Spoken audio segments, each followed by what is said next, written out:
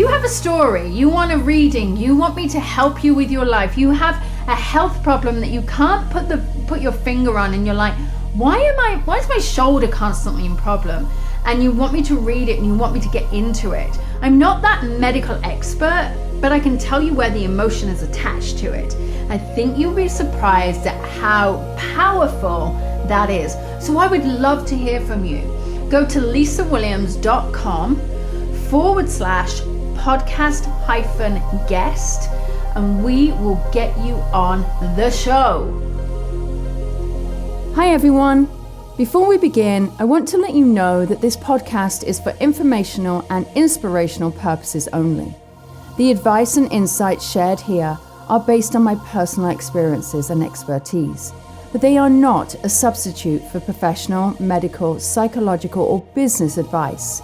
If you are dealing with a specific issue, please consult a qualified expert. And thanks for watching.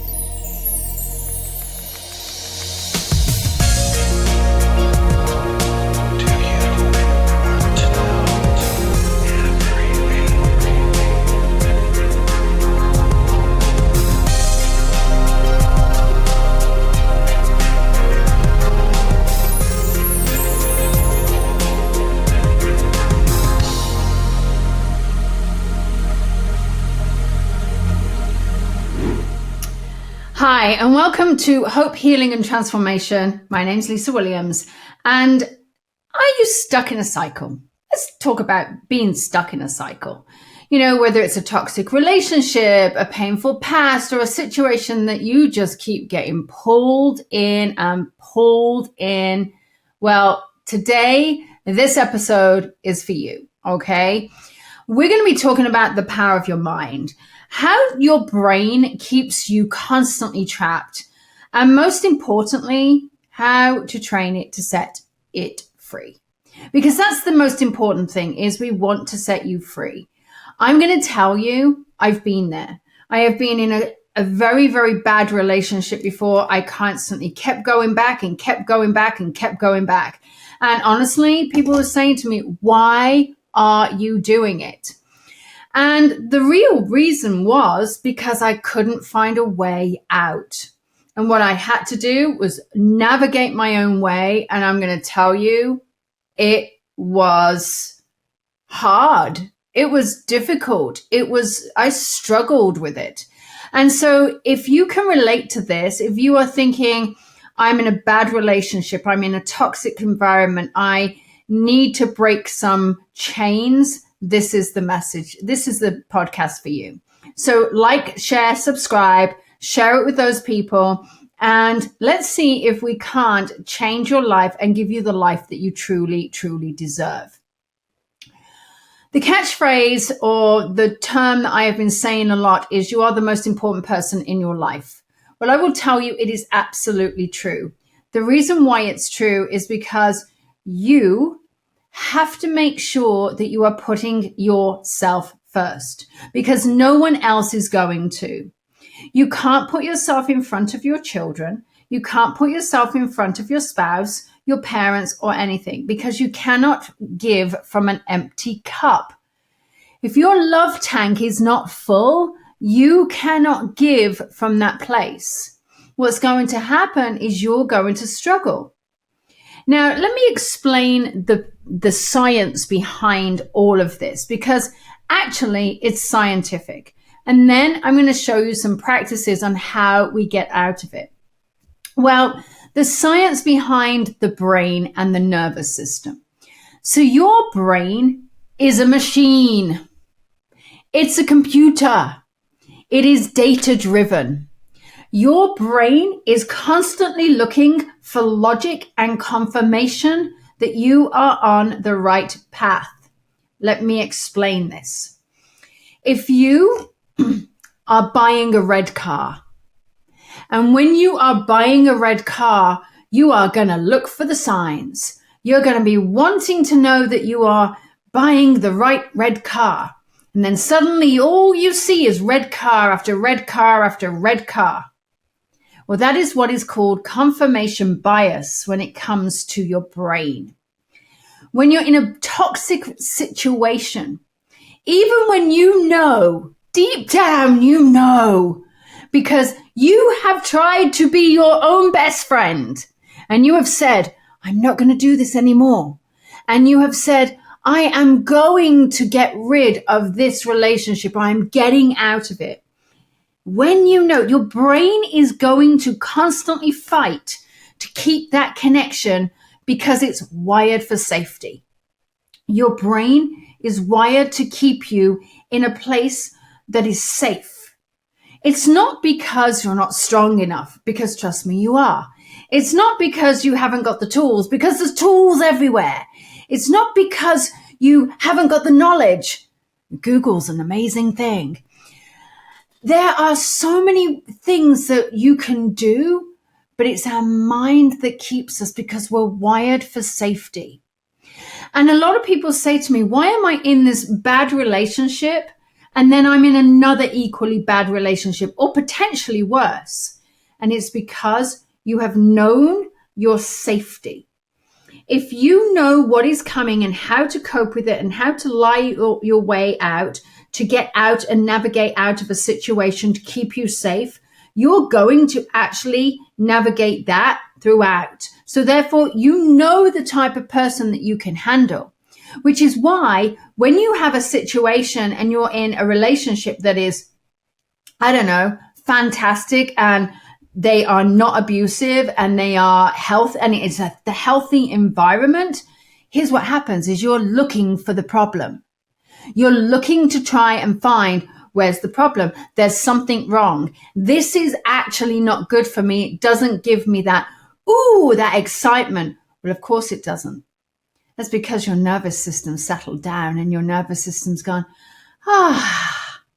and your brain is like, oh, wow, no, this isn't good for me. Because your brain is craving familiarity, even if it's toxic. Let me repeat that. Your brain is craving familiarity, even if it's toxic. It is called confirmation bias. You are continually searching for reasons why you are right. So, for instance, if you were told when you were younger that you couldn't sing, all right, we'll take my own things. You were told when you were younger that you couldn't sing. And because you couldn't sing, you shut up. Yet, and then you got a job as a singer, which is true. I did. I got a job as I was a professional singer. And then people around you were trying, because of jealousy, they were trying to put you down. It was reaffirming the fact that I couldn't sing. And so then when it came out into the real world and people are like, wow, you can sing. And I'm like, no, I can't. I was reconfirming what I had been told. And eventually we become hardwired.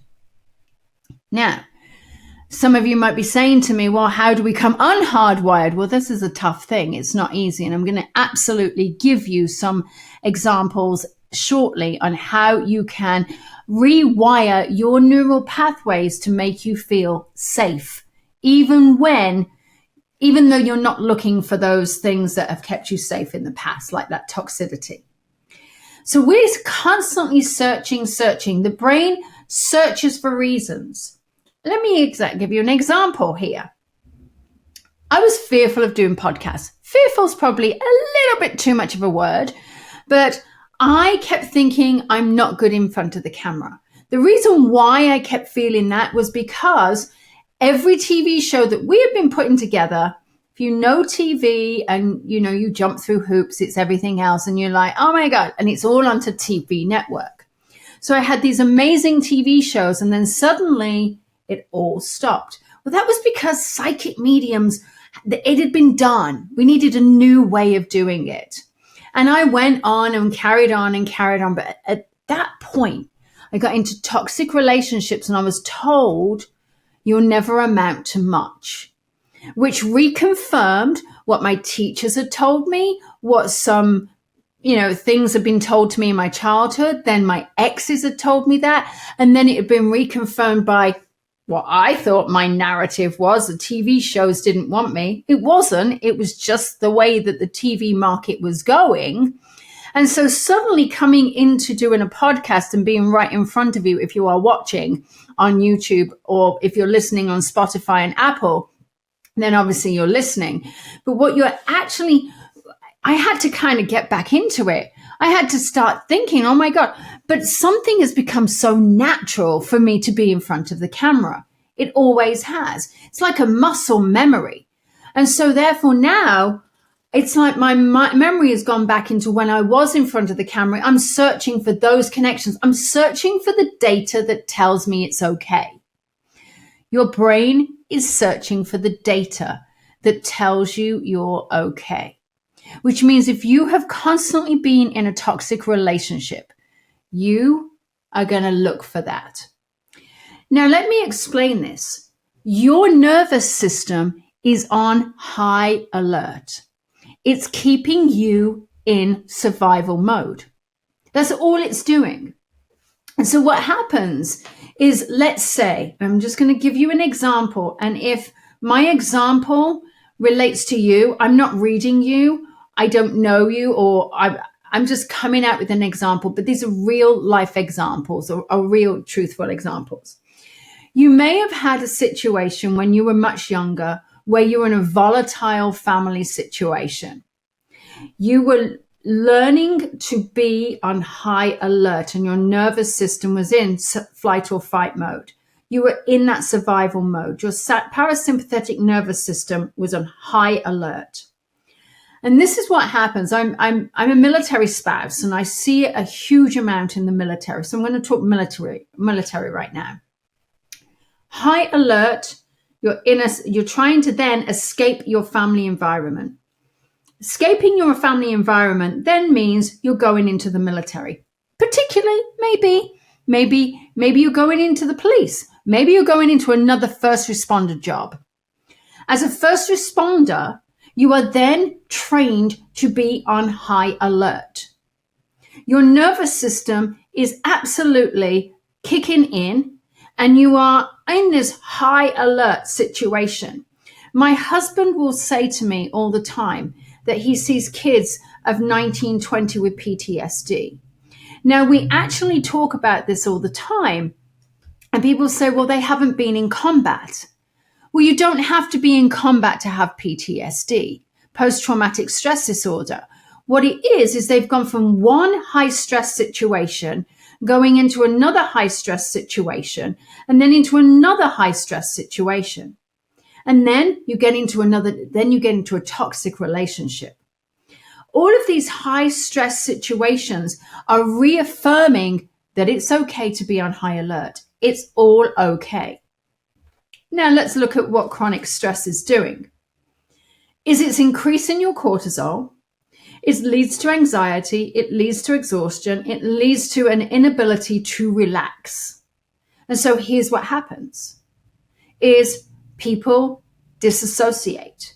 You disassociate and you start playing video games, or you completely switch off, or they go into alcoholism or drug addiction or shopping addiction, Amazon addiction. I have an Amazon addiction. But anyway, we go into those things. And here's what's actually happening is your nervous system is still on high alert and you are not able to relax. And the reason is, and you are constantly anticipating something. So let's talk about the fact that if you've had a traumatic situation, you've then gone into a high stress situation or not, or just, you're worried about your child or you're worried about schooling.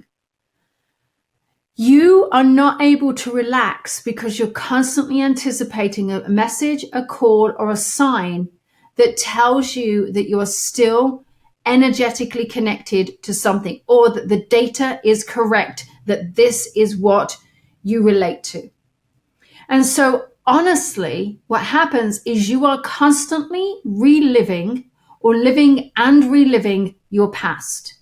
You are constantly reinforcing the data that you have been told, and your healing cannot start while you are waiting for confirmation that that's who you are, the type of person that you are. I had this conversation with a friend of mine recently, and actually this is what inspired my talk right now. Toxic relationship, high stress jobs, high stress environment, high stress situations. And I said to her, how can you relax when you are constantly expecting and anticipating? And this was over a relationship.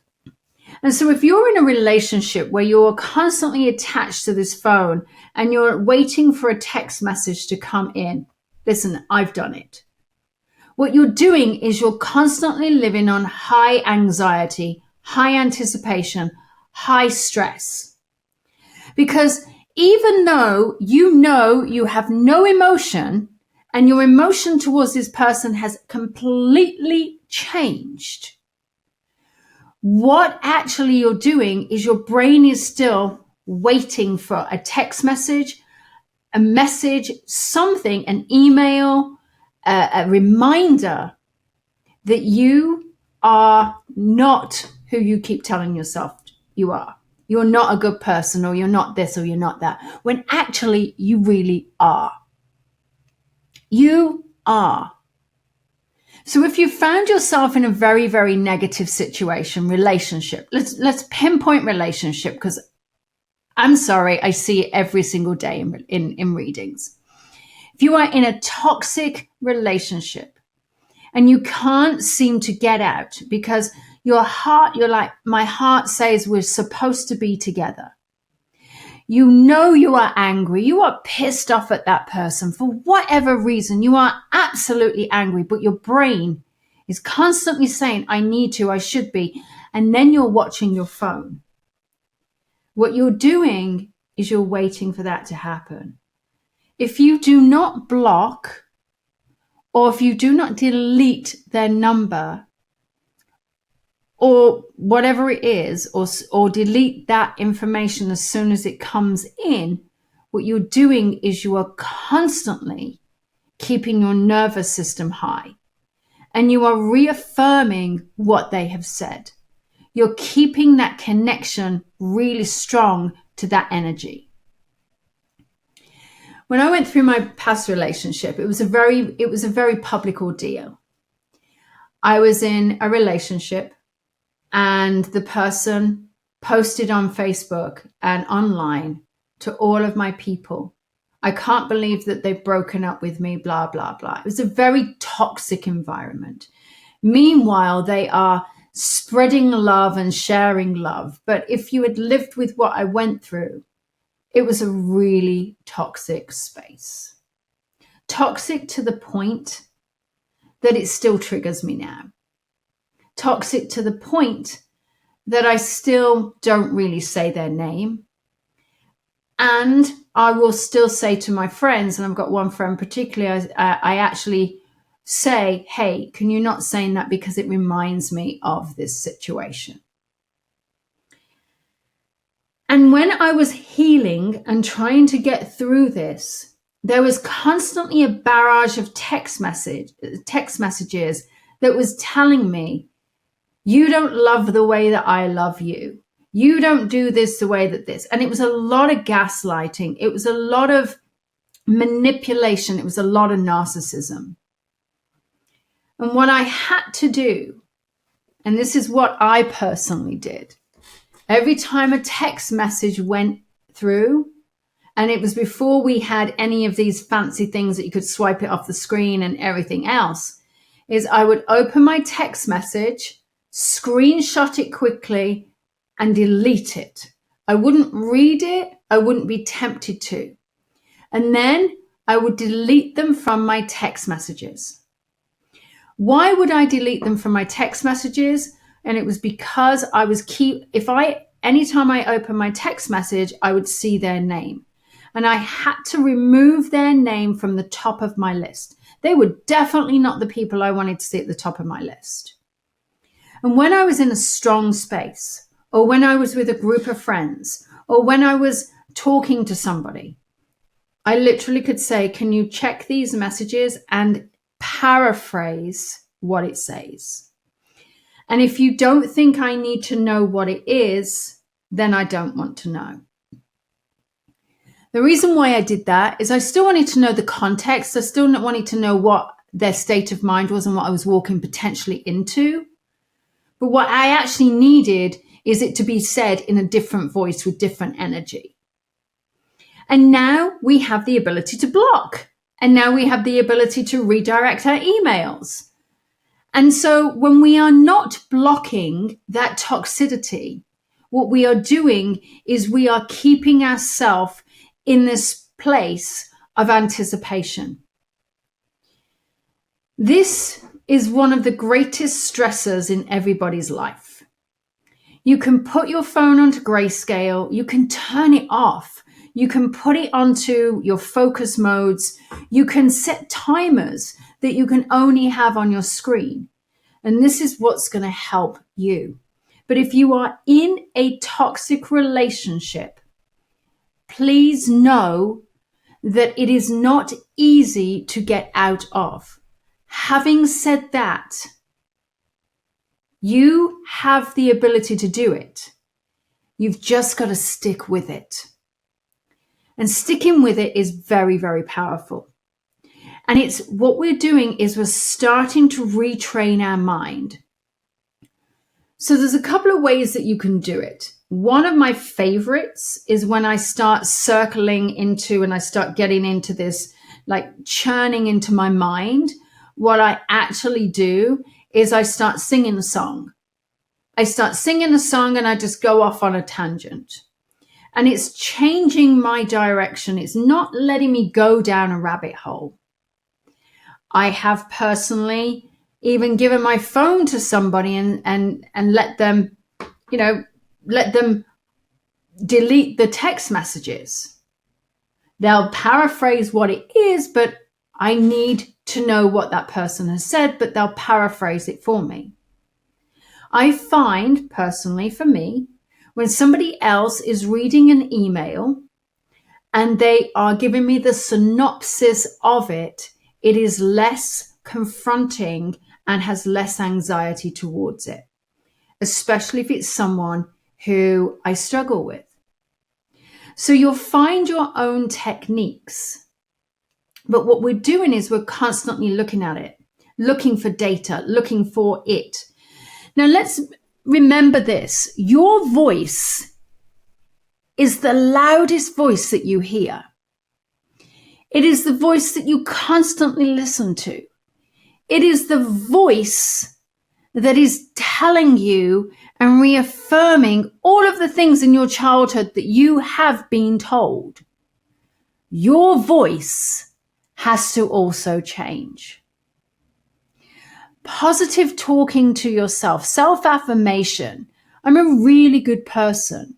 I'm a generous person. I'm a loving person. I'm a kind person is powerful.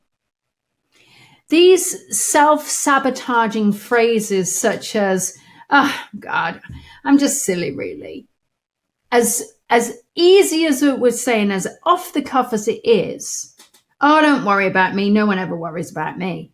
You are reaffirming in your mind that you are the problem, when actually you're not. But then what we have to realize is like attracts like. So the more that we reaffirm it, the more that we're attracting it. So do you see the cycle? So the more that you've been told it, the more you reaffirm it to yourself, the more that you're like, oh, don't worry about me. No one else does.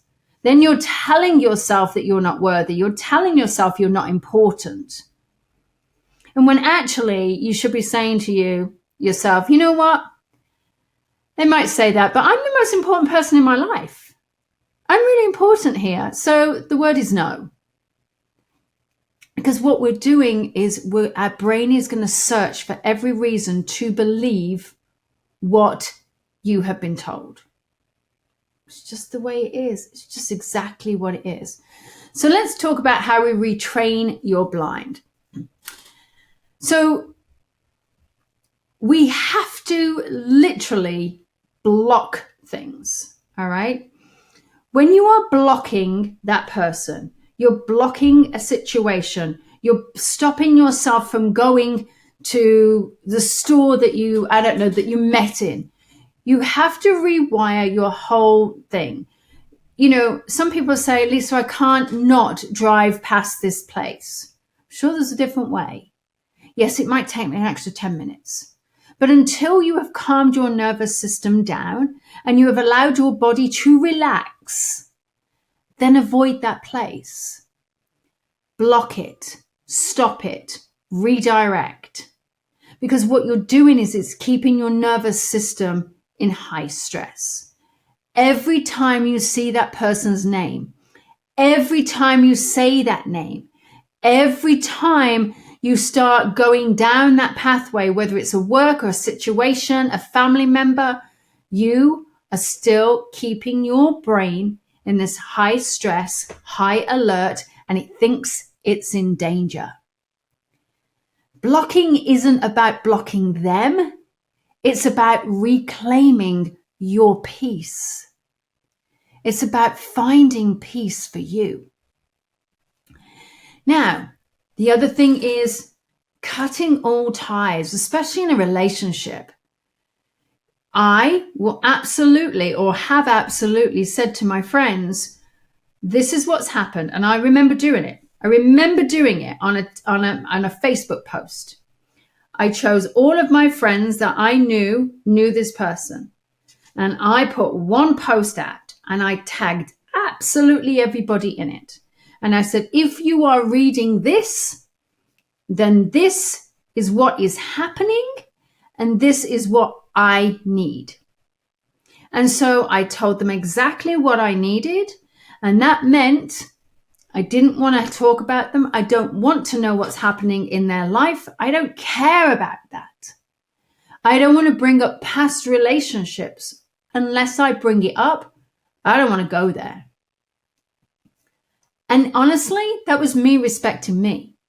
So there's none of this, let's rehash old text messages. There's none of this driving past their house. There's none of this talking to their friends.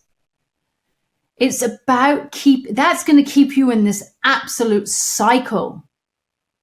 Any connection, even if it's indirect, reinforces old patterns and makes you realize and makes you think that that is the truth.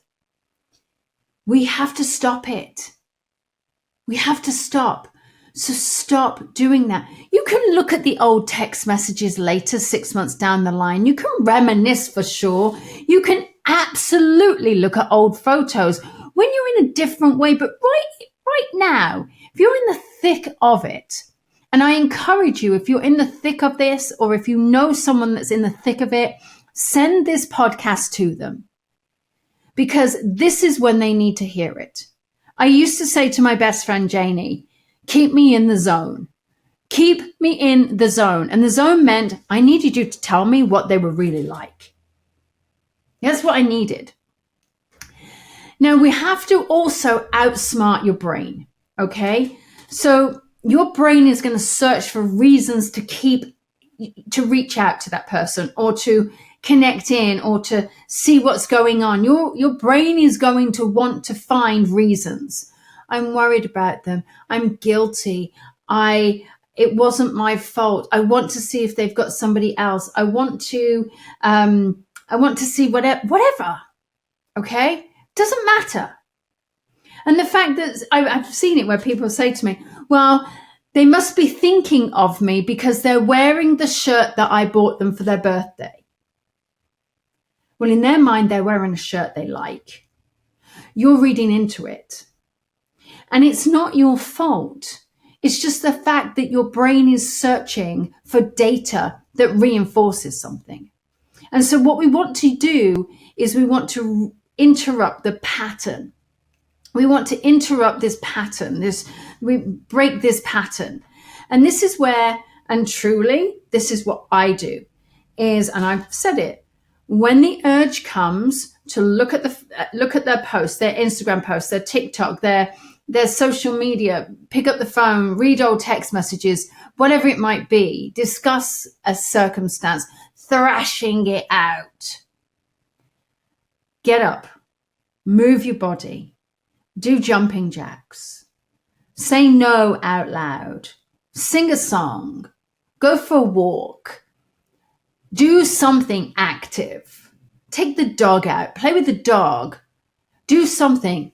You can tap, you can massage your vagus nerve, but shift yourself. I actually am going to say this tapping is great. This comes afterwards. What we want you to do is we want you to move out of the energy, because your brain doesn't know what is fact and fiction.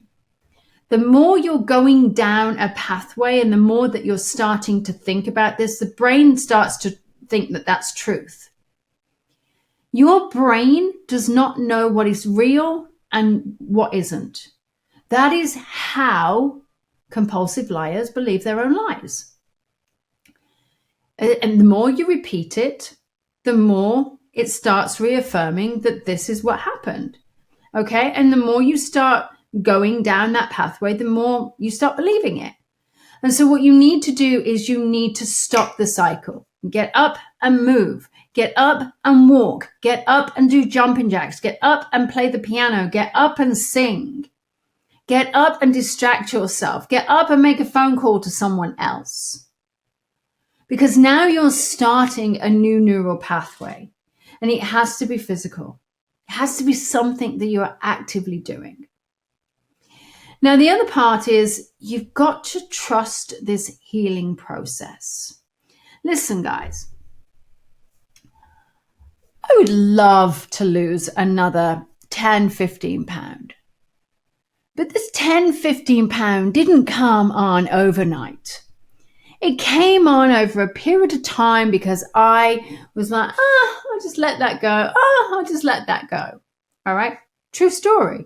So when I'm dieting or when I'm starting to cut sugar out, I'm not going to drop 15 pound overnight. God, I wish I would, but I'm not going to, because I have to do things slowly. The healing process is exactly the same. Healing doesn't happen ding like this. You can't go and there's healing. It doesn't happen that way. Your brain has been wired to survive, not to heal. Your brain is wired to keep you in a cycle.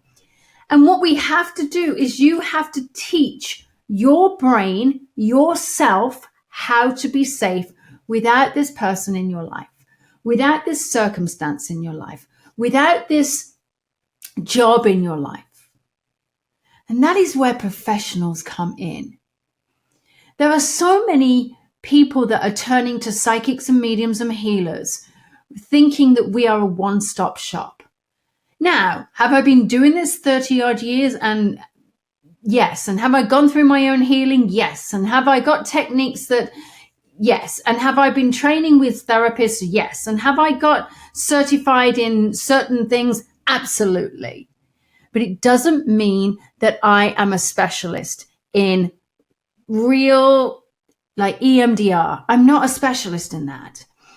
Deep healing, especially with deep trauma and deep, whether it comes to addiction or abuse, deep trauma is important to release.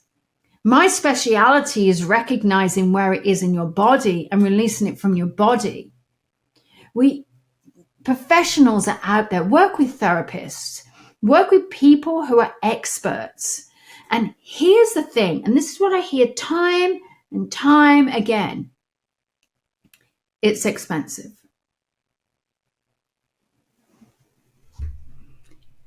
Isn't your healing important? Aren't you important? Maybe going without a manicure or going without your daily coffee or going without something for a short period of time, important to get your mental health back and to help you through this deep healing. Now, some people may say, I can't do that. Then support groups. Support groups are out there. We want you to heal yourself. But there's a thing with support groups. There's a thing with support groups here. I love my support groups because when Chris was deployed, I was on a support group and that's what kept me going. But the thing is, when you're on these support groups, you hear the same story, the same thing that cycles and cycles and cycles, especially if you're on an online support group, and then it reaffirms what you've already been told. I find those support groups are really good when I have gone through that healing and I'm kind of just coming out at the other end of it and I'm not in the thick of it anymore. And then what I'm actually then doing is I'm able to then tap in and be the support to somebody else. That is the reason why AA works. Anything like that, any form of fellowship, anything like that really, truly works. And I've seen it. I've seen it work. Because you have your sponsor, you have your person that's been there, but they're not going to let you wallow in it. They're going to navigate you out. They have tools. You know, I think it's important that you find what works for you. And let's look at what it's like to be healed. Okay? Let's look at this, because healing, how do you know that you've healed? How do you know? It is when life is not about that situation or them anymore, and it becomes about you. Don't get me wrong, you'll still get triggered. Get it. I still get triggered over that one relationship. But those triggers will absolutely show you how far you have come. Your brain will continue to keep looking until you rewire it. And I took a long time out of relationships. When I left that one relationship that was so negative, that was toxic and narcissistic, and I'm telling you, I probably had a part to play in that as well. I then got into another relationship with somebody else, and they were a cop, and they kept saying, you know, I feel, and it was it was awful.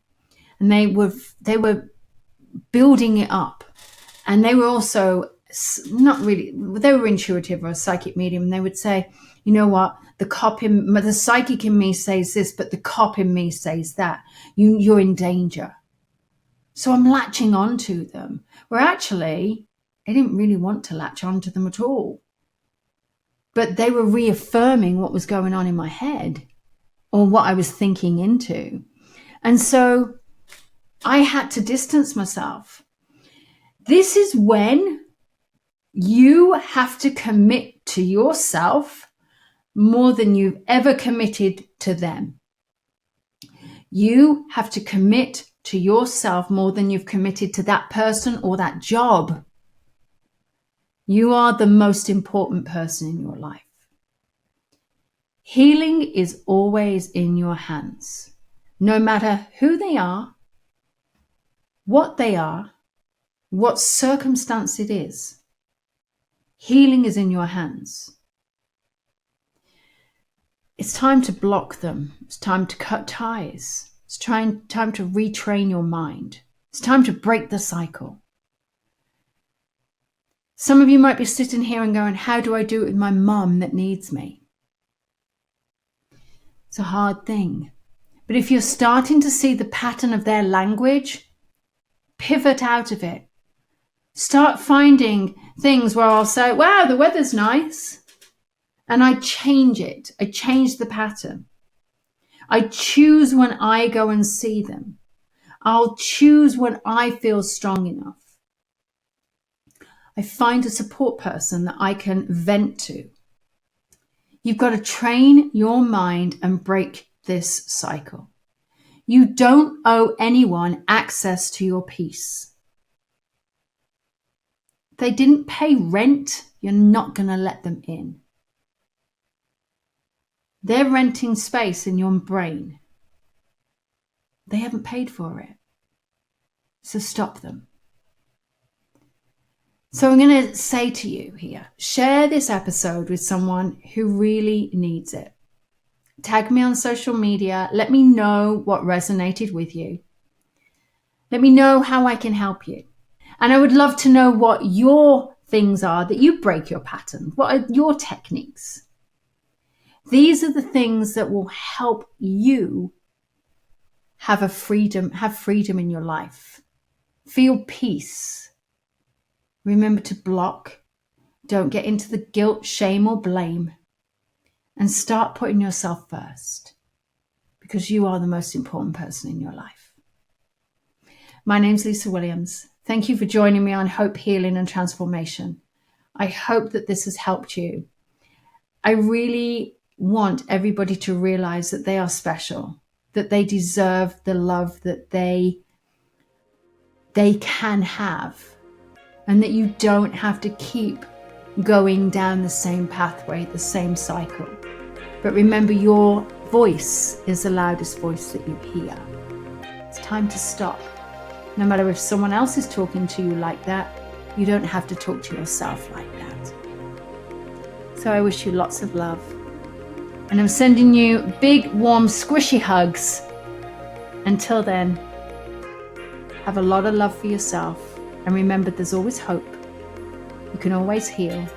And you can always transform. Thank you so much for joining me today. And remember, the information shared on this podcast is meant to inspire and support you, but it's not a replacement for personalized advice from a qualified professional. If you enjoyed this episode, please share it with someone who might benefit. And don't forget to tune in next time. Until then, take care and keep believing in something better.